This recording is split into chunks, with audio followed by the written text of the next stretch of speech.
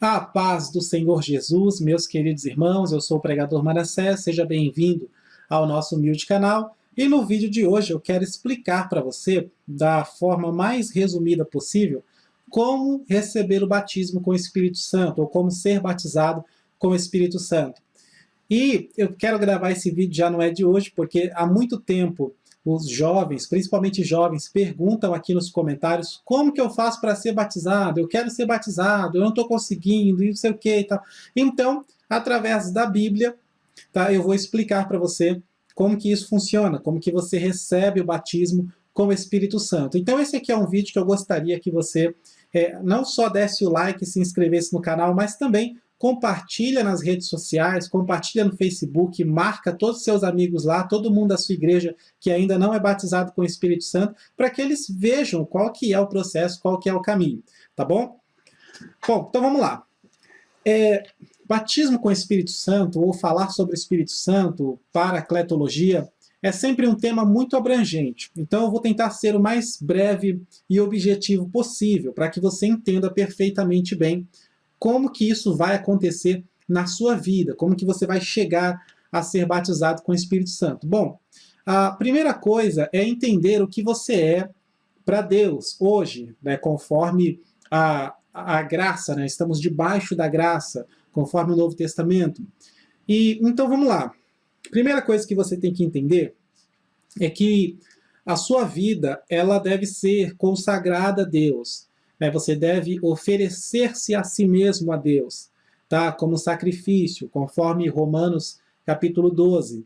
Mas para você entender melhor, fazendo aqui uma ilustração, você é um altar.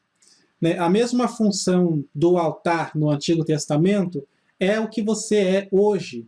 Tá? Isso nós vemos pela Bíblia. Por exemplo, a função do altar, tá? O objeto, o altar, é para oferecer sacrifícios que levam à adoração a Deus. Então, por exemplo, você vai ver lá, o primeiro altar que foi levantado foi para adorar a Deus, lá em Gênesis capítulo 8, versículo 20. Né? Noé, ele oferece ali um altar para adorar o Senhor, depois que passou o dilúvio, depois que eles saíram da arca e estava todo mundo bem, graças a Deus, então ele levanta um altar. Esse costume de levantar um altar para adorar a Deus vai prosseguindo pela Bíblia. Abraão também levantou várias vezes, em vários lugares diferentes, um altar para adorar ao Senhor. E normalmente depois do Senhor ter feito alguma coisa, ter aparecido para ele, você vai ver ali o primeiro altar que Abraão levanta, em Gênesis capítulo 12, versículo 7 em diante. Versículo 7 ali já está mostrando Abraão levantando um altar ao Senhor, porque o Senhor apareceu para ele. Tá bom? E aí tem também Gênesis 13, 18, e tem outras passagens. Tá? E não somente esses, mas outros homens de Deus levantaram altares, como Gideão, como Davi, enfim. O altar, ele é um lugar onde você oferece sacrifícios que levam à adoração a Deus. Então, resumindo, o altar é para adorar ao Senhor. E quem são os adoradores do Senhor nos dias de hoje? Pois é, somos nós. Como que você encontra isso na Bíblia? Primeiro, lá em Hebreus, no capítulo 8, versos 3 ao 5, é onde você vai ver que ele está ensinando ali aos hebreus que as coisas do Antigo Testamento eram figuras, eram sombras das coisas futuras. Tá bom? Também em Hebreus 9, 9, e Paulo também fala sobre isso em Colossenses 2, 7. 2,7 não, 2,17. Paulo fala sobre isso. Tá? Que essas coisas eram figuras, né? Sombras. Então, por isso que hoje você não precisa levantar um altar, juntar um monte de pedras, levantar um altar, porque o altar é você. Tá? E Hebreus ele vai chegar nessa conclusão lá no capítulo 13, no versículo 10. Ele diz que nós temos um altar. Tá? E no versículo 15, Hebreus 13, 15, ele vai dizer assim, ó, portanto, ofereçamos sempre por meio dele a Deus sacrifício de louvor, que é o fruto dos lábios que confessam o seu nome. Então nós oferecemos sacrifícios de louvor. O altar é um lugar onde se oferece sacrifício que louva a Deus, que leva a adoração para Deus. Através do sacrifício, a adoração sobe como cheiro suave para Deus. E nós agora oferecemos sacrifício de louvor. Então você percebe a relação? O altar hoje somos nós. Eu vou até ver aqui nessa outra Bíblia, que é a Nova Tradução na linguagem de hoje. Olha só, Hebreus 13:15, ele está dizendo aqui: por isso, por meio de Jesus Cristo, ofereçamos sempre louvor a Deus. Esse louvor é o sacrifício que apresentamos, a oferta que é dada por lábios que confessam a sua fé nele. Então aqui está até mais explicado, já está dizendo que esse louvor é o sacrifício, é a oferta. O altar é lugar de sacrifício, é lugar de oferecer oferta. Então hoje nós somos o altar, você é um altar. E interessante que o salmista Davi, ele já entendia alguma coisa sobre isso. Por exemplo, em Salmos 51:17, ele está dizendo: os sacrifícios para Deus é o quê? Um espírito quebrantado, um coração quebrantado e contrito, o Senhor não desprezará. Então, o seu coração é onde você oferece os sacrifícios para Deus, onde você quebranta a sua alma, onde você lamenta, você se arrepende diante da presença do Senhor. Então, que fique claro de uma vez por todas que você é um altar onde você oferece sacrifícios para Deus. Por que é importante isso? Porque a forma mais rápida de entender como receber o batismo com o Espírito Santo é fazendo uma ilustração. E no Antigo Testamento tem uma passagem que nós podemos utilizar para fazer essa ilustração perfeitamente bem. 1 Reis, capítulo 18, tá? Ali no versículos 30, 30, 31. Olha o que está acontecendo. Aqui é Elias contra os profetas de Baal, mas preste atenção numa coisa. No verso 30, está dizendo: Elias reparou o altar do Senhor que estava em ruínas. Olha o 31. Tomou Elias 12 pedras, segundo o número das tribos dos filhos de Jacó, ao qual viera a palavra do Senhor, dizendo: Israel será o teu nome. Com as pedras edificou um altar em nome do Senhor e fez um rego ao redor do altar. Então Elias levanta um altar com 12 pedras que apontam para as 12 tribos de Israel. Isto é mais uma indicação de que hoje o altar somos nós, porque esse altar aqui aponta para as 12 tribos de Israel. Então, olha só, ele vai oferecer ali um sacrifício, com essa representação das 12 tribos de Israel. Ele oferece o sacrifício, o que ele faz? Ele mata um cordeiro em cima do altar, e o altar fica ensanguentado com o sangue do cordeiro. E quem é o cordeiro? O cordeiro, obviamente, representa, aponta, remete a Jesus Cristo. No Evangelho de João, capítulo 1, versículo 29, João Batista está dizendo, apontando para Jesus, dizendo: eis o Cordeiro de Deus, que tira o pecado do mundo. Então, o altar está reparado, ele repara o altar, ele edifica o altar, deixa tudo prontinho, ele conserta, tem uma tradução que está dizendo que ele conserta, o altar está consertado, então o sangue do cordeiro está derramado sobre esse altar, o altar está ensanguentado com o sangue do cordeiro, e aí sim ele ora a Deus, e Deus faz o quê? Deus manda fogo sobre o altar. Então, o altar é você. Nesse texto aqui, nessa representação, temos o altar, temos o sangue do cordeiro e tem o fogo descendo sobre o altar. Querido, o altar é você. O sangue do cordeiro sobre o altar é o sangue de Jesus sobre a sua vida. E o fogo que desce em cima do altar é o Espírito Santo de Deus.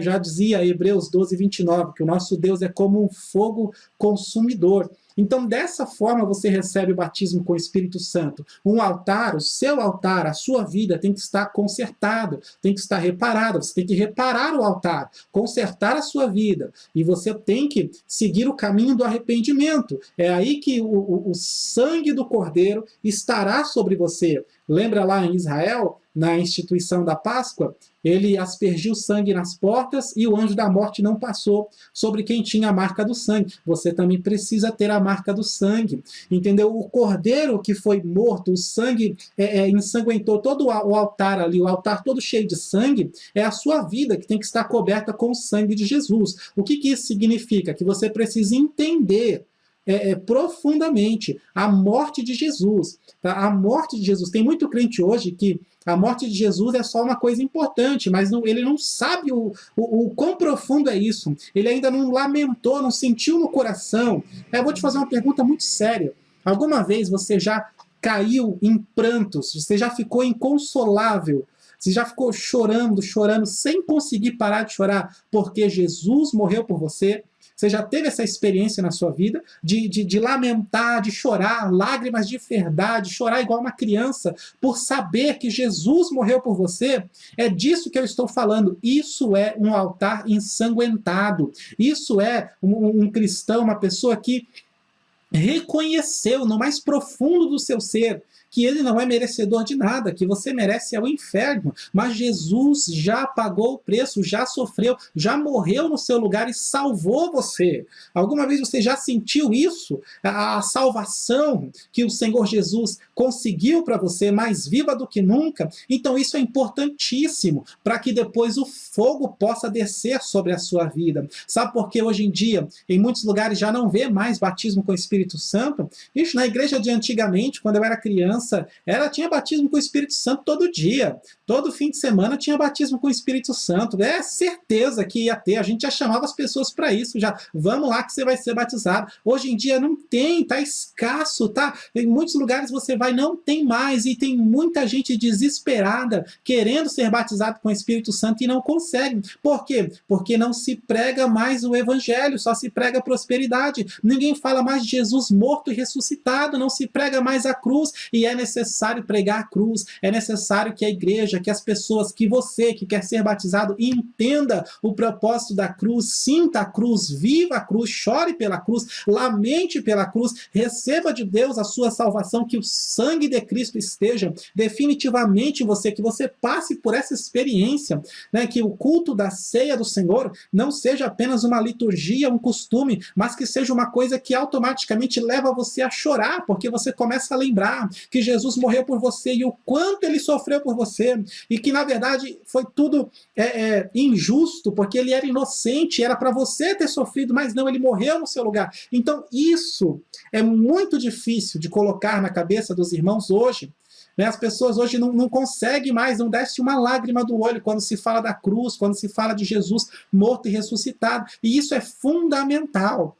Que é fundamental que o sangue esteja sobre o altar para que o fogo desça sobre esse altar. Amém? Então, seguindo esse caminho, né, começando pelo arrependimento sincero, o arrependimento puro e verdadeiro, o reconhecimento do que Jesus fez por você, é por aí, é seguindo esse caminho que você vai receber naturalmente o batismo com o Espírito Santo, tá bom?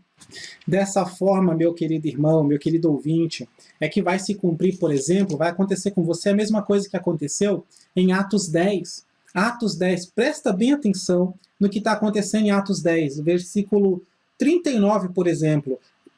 Pedro está fazendo um discurso em Cesareia, ele está pregando a palavra. E o que ele está pregando? Ele está pregando Jesus Cristo. No verso 39, né, ele vem falando de Jesus o tempo todo e ele diz, nós somos testemunhas de todas as coisas realizadas por ele e tal. E no verso 40, Deus o ressuscitou ao terceiro dia e fez que se manifestasse, não a todo o povo, mas as testemunhas que Deus antes ordenara. Tal. Ele está falando de Jesus, ele está pregando sobre Jesus. E lá, nos próximos versículos, no versículo 44, está dizendo Pedro ainda essas palavras, caiu o Espírito Santo sobre todos os que o ouviam. Ele não estava pregando sobre o Espírito Santo, sobre fogo, e dizendo, receba poder, receba unção. Ele estava pregando Jesus Cristo. É isso que nós temos que pregar, Jesus Cristo. Ele pregando Jesus Cristo, caiu o Espírito Santo sobre todos os que o ouviam. Olha só, 46. E os que ouviam falar em línguas e engrandecer a Deus, né, os ouviam falar em línguas e engrandecer a Deus. Né, e Pedro diz, pode alguém recusar a água para que não sejam batizados estes, que também receberam como nós o Espírito Santo? Aleluia, coisa linda de Deus. Você quer ser batizado com o Espírito Santo? Veja esse vídeo quantas vezes for necessário até entrar na sua cabeça e comece a estudar mais sobre a cruz de Jesus Cristo, tá? Os significados da cruz, por que realmente que Jesus morreu por nós, tá bom? Estude, se aprofunde nisso, como o próprio Pedro diz na sua carta, né? Antes, crescei na graça e no conhecimento. Qualquer conhecimento? Não, conhecimento de nosso Senhor Jesus Cristo. Amém? Bom, eu espero que tenha ficado claro para você, com essa ilustração, com toda essa explicação, como que você vai chegar a receber o verdadeiro batismo com o Espírito Santo, né? E não como muitos aí que estão simulando línguas, né, para dizer que foram batizados, né? Porque o fogo verdadeiro, ele desce sobre um altar que foi primeiro ensanguentado. Fogo estranho é um altar que está pegando fogo, mas não tem sangue nesse altar. Isso é fogo estranho. Mas o fogo verdadeiro não. É com o altar onde foi oferecido ali, onde tem o sangue do Cordeiro sobre ele. Amém? Vou ficando por aqui. Não esquece de dar um like no nosso vídeo, compartilhar com seus irmãos, com todos aqueles que querem ser batizados com o Espírito Santo. Amém? Que Deus abençoe a sua vida em nome de Jesus.